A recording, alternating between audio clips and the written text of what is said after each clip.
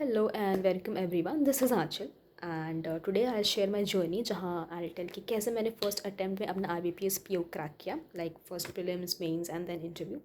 So I started my preparation around एक साल पहले, ऑलमोस्ट एक साल पहले जनवरी में मैंने अपनी प्रिपरेशन स्टार्ट की थी. और ये फील्ड मेरे लिए काफ़ी नया था तो मुझे ज़्यादा कुछ आइडिया था नहीं कैसे करना है क्या करना है. तो मेरे कुछ फ्रेंड्स थे जो ऑलरेडी एसएससी की प्रिपरेशन कर रहे थे, तो उन्होंने ही मुझे सजेस्ट किया था कि ये सारे एग्ज़ाम्स क्रैक करने के लिए first you have to master quants, तुम्हें क्वांट्स अच्छे से करना होगा. तो मैंने क्वांट्स करना स्टार्ट कर दिया, रीजनिंग वगैरह जैसे मुझे समझ में आया था जैसे मैंने अपना करना स्टार्ट कर दिया था. उसी वक्त एसबीआई जे के एग्ज़ाम्स होने वाले थे फरवरी के एंड में. तो ऑल दो एक या दो महीने ही हुए थे मेरे प्रिपरेशन को, बट मुझे वो एग्ज़ाम देना था बिकॉज नो मैटर आप किसी से कितना भी सुन लो, जब तक आप पर्सनली आप एग्ज़ाम हॉल में बैठ के देखते नहीं हो आपको नहीं समझ में आता है कि लेवल ऑफ़ एग्ज़ाम क्या है, आप कितना कर पा रहे हो, आप आगे कर पाओगे या नहीं. वो सब चीज़ आपको वहाँ जाके समझ में आती है. So basically it was an experience exam for me, ताकि मैं आगे के एग्ज़ाम के लिए प्रिपेयर्ड हो सकूँ. तो मैंने वो दिया, माई प्रीलिम्स वेंट गुड और फिर मैं अपनी नॉर्मल पढ़ाई करने लग गई. अप्रैल के अराउंड में उसके प्रीलिम्स के रिज़ल्ट आए थे.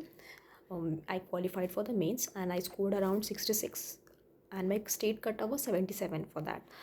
तो सबने मुझे कहा कि you have a very decent score, अच्छा स्कोर है, 3-4 महीने की प्रिपरेशन में बहुत अच्छा स्कोर है.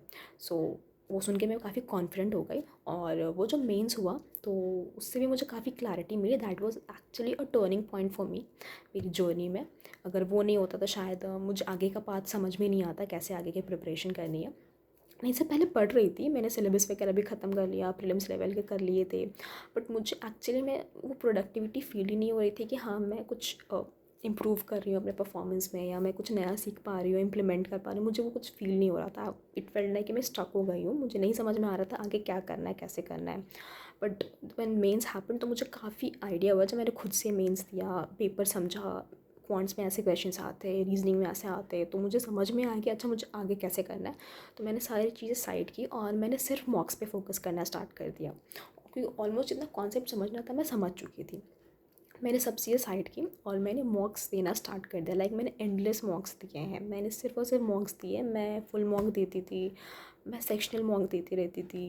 इनफैक्ट जब तक मैं थक नहीं जाती थी, मेरा मेंटली एग्जॉस्ट नहीं हो जाती थी, मैं तब तक सेक्शनल मॉक देती रहती थी. तो मैंने इतने अनगिनत मॉक्स दिए हैं. प्रीलिम्स वगैरह हो गए और बाय द टाइम ये सब में मैं जीके कर रही थी. मैंने मई जून के अराउंड मैंने जीके करना स्टार्ट कर दिया था. मैंने पीडीएफ सोर्स लिया था और मैंने वीडियो सोर्स के साथ कंबाइन कर दिया था उसे. तो मैं डेली वो फॉलो करती थी. मैं 1 से 1.5 घंटे मैं जीके में हर डेली देती थी. तो वो मैं साइड बाय साइड कर रही थी क्योंकि मेरा टारगेट था कि मुझे जीके में 10 से 15 का स्कोर लाना है. और क्योंकि ऑल्दो काफ़ी लोग ऐसे बोल रहे थे कि जीकेएल में स्कोर करना बहुत डिफ़िकल्ट होता है, 2-3 मार्क्स में आ जाए तो बहुत है, आप कितना भी पढ़ के जाओ नहीं हो पाएगा. बट मेरे दिमाग में ये था कि अगर मैं डेली करूँगी, मैं कंसिस्टेंटली डेली करते रहूँगी तो हाँ मुझे अच्छा स्कोर आएगा ही आएगा. आई मीन कितना ही बाहर से क्वेश्चंस दे देंगे, 10 क्वेश्चन तो मुझे आएंगे ही आएंगे उसमें. मैं ये वाला एटीट्यूड के साथ जीके कर रही थी, जीके वगैरह कर रही थी. प्रीलिम्स हुए पीओ के, इट वेंट गुड. मैं तो बहुत अच्छा नहीं गया था बट आई वाज श्योर कि मेरा प्रीलिम्स क्लियर हो जाएगा.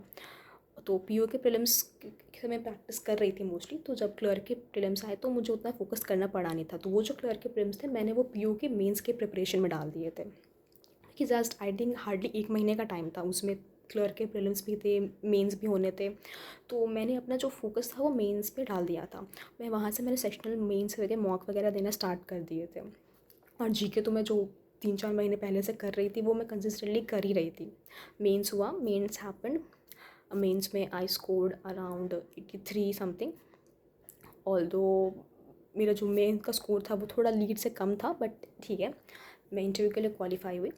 इंटरव्यू में मुझे आइडिया नहीं था कैसे करना है क्या करना है, क्योंकि लाइफ का फर्स्ट इंटरव्यू था, मुझे आइडिया नहीं था. तो मैंने सारे वीडियोस वगैरह देखे थे और मैंने एक कोर्स लिया था इंटरव्यू के लिए. तो मैंने वो कोर्स से 1-2 मॉक इंटरव्यूज़ दिए थे और मैंने बाकी के इंटरव्यू वीडियोस देखे थे कैसे करना है. मोस्टली सबने सजेस्ट किया था कि बैंकिंग अवेयरनेस करना होता है, तो मैंने बैंकिंग अवेयरनेस मुझसे जितना हो पाया मैंने किया. और इंटरव्यू हैपन. और इंटरव्यू काइंड ऑफ मेरे फेवर में ही हुआ क्योंकि उन्होंने मुझसे बैंकिंग अवेयरनेस उतना ज़्यादा नहीं पूछा, उन्होंने मुझसे मेरे बैकग्राउंड के क्वेश्चन पूछे. तो आई वॉज़ लकी इनफ कि उन्होंने मुझसे बैकग्राउंड के क्वेश्चन पूछे. शायद बैंकिंग के पूछते तो शायद मैं फंबल कर जाती या नहीं बता पाती. तो it was kind of in my favour, my luck work that time. उन्होंने मुझसे मेरे बैकग्राउंड के, मुझे ग्रेजुएशन के क्वेश्चन पूछे तो जो मुझे आते थे, मुझे बहुत अच्छे से आते थे. तो interview went good. I scored around 80 in my interview. So interview का स्कोर कंबाइन करके I finally got selected, finally सब कुछ सिलेक्शन हो गया and now I am officially an P O, I am allotted UCO bank.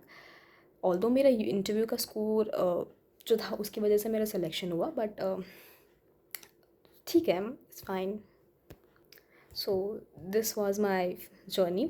जो भी मेरे prelims की स्ट्रैटेजी है, मेंस की स्ट्रैटेजी है, मेरे सोर्सेस है, वो मैं अपनी अपकमिंग वीडियोस में शेयर करूँगी। So thank you.